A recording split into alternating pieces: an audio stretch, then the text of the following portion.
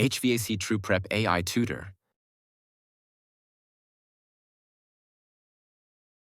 Explain shortly water baseboard system like I'm a kid. A hot water baseboard heating system is like a big warm hug for your house. Imagine long metal bars called baseboards that sit along the walls. These baseboards have pipes inside them that carry warm water.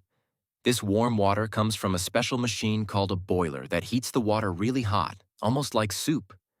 When the warm water travels through the pipes, it warms up the metal bars, and then the warm bars help heat up the air in the room. It's like how the sun warms your skin when you stand outside.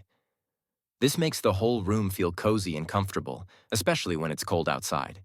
And when the water cools down, it goes back to the boiler to get hot again, just like a circle.